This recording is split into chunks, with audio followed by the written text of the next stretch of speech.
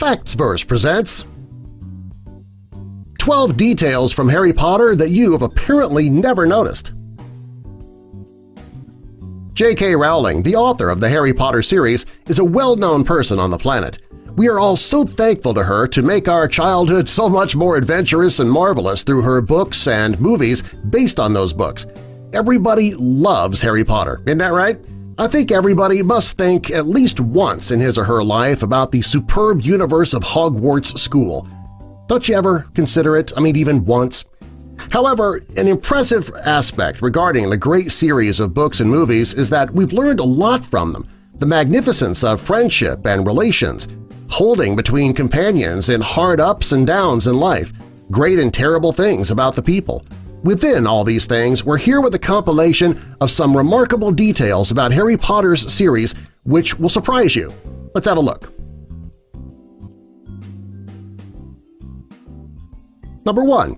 Snape's mind-reading power right from the start. Professor Snape, the best character I have found until now, can read the mind of people since the very first movie, The Philosopher's Stone. Harry believes Snape is responsible for attempting to take the Philosopher's Stone. He worries that Snape realizes what he, Ron, and Hermione are up to because he has the terrible feeling that Snape could read minds. Later in the series, we discover that Snape is a talented legilimens and can indeed read minds. 2. Fred and George whammed Lord Voldemort with snowballs when they were 13, and they didn't even know it. Do you recall Fred and George, the twin brothers? Yeah, right. Amid their Christmas holiday at Hogwarts in the Philosopher's Stone, they were using a few snowballs to chase after Quirrell, hopping off the back of his turban. Well, they got stuck into trouble for it as well. Quirrell was the person who shrouds Lord Voldemort in himself. Little did they know at the back of Quirrell's turban was none other than Lord Voldemort's face. 3. Why Dumbledore awarded Neville Longbottom 10 points for standing up to his friends. Professor Dumbledore was always trying to discover qualities in a man. He gave Neville 10 points for standing up against his friends Ron, Harry, and Hermione. The purpose for it that we didn't know was that Dumbledore himself had to do the same thing years back with Gellert Grindelwald. It takes a lot of guts to stand against our foes, but just as much to stand up to our friends. 4.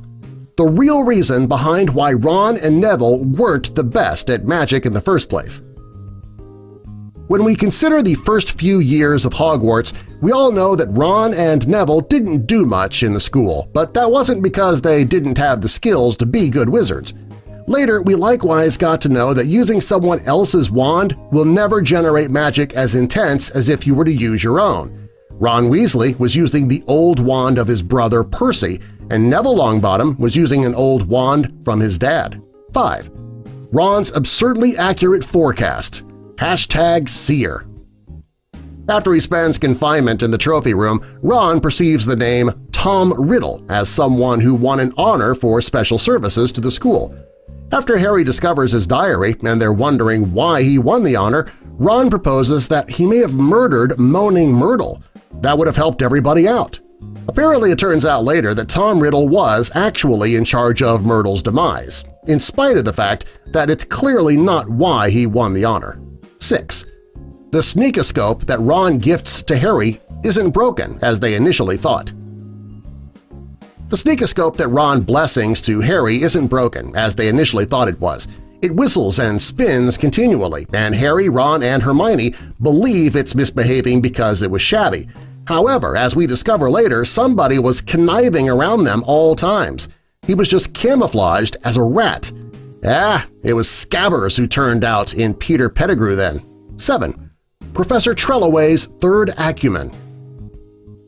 There are just a couple of students and teachers in the Great Hall for Christmas that year, 12 to be exact.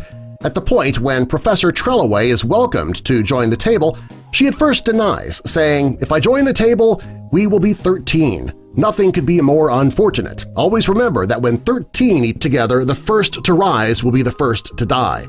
Well, she eventually does sit down, but the harm has already been done. Ron had Scabbers, Peter Pettigrew, in his pocket, which implies they had been 13 from the start. Dumbledore rose from the table to welcome Trelawney to go along with them and tragically was the first among them to pass on later in the series. 8. An unpretentious clue of what is to come. When the gardener, Frank Bryce, hears Voldemort reveal to Wormtail that if he's faithful, he'll be permitted to perform an essential task, one that many of the devotees would give their right hand to perform. Afterward, when Voldemort is taken back to his human-ish form, Wormtail cuts off his right hand to finish the procedure to help bring Voldemort back. 9. Harry and Ron foresee what's to come. They're assumed to be doing their homework, but since they're Harry and Ron, they can't be trusted to get the hang of anything. They choose to make up some repulsive anticipations and wind up precisely anticipating Harry's trip to the Triwizard Tournament. Harry thinks of In Danger of Burns, which works out as expected with the dragons in the first Triwizard Tournament task. At that point, Ron says that Harry will lose a treasured possession. Harry has a close friend taken from him in the second errand of the competition to be rescued. Then they say he'll be stabbed in the back by a friend, otherwise known as the fraudulent Professor Moody, and that he'll come off worse in a fight when Voldemort returns. 10. Dumbledore's apparently odd response to Voldemort's return. When Dumbledore finds that Harry had a part in taking Voldemort back to his human shape, Harry thought he saw a flash of something like triumph in Dumbledore's eyes. This doesn't appear to bode well until we learn later that the fact that Harry's blood runs through Voldemort's veins implies that Harry can survive and defeat him. However, he realizes that Harry and Voldemort are connected with each other anyhow. 11. Petunia gave us some clue about Snape and Lily's story, but we just didn't notice it. When Dementors assault Dudley in the Order of the Phoenix, Petunia Dursley shows a surprising information of the creatures.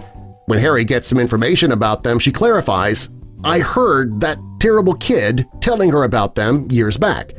Well, obviously, we were supposed to think she meant James.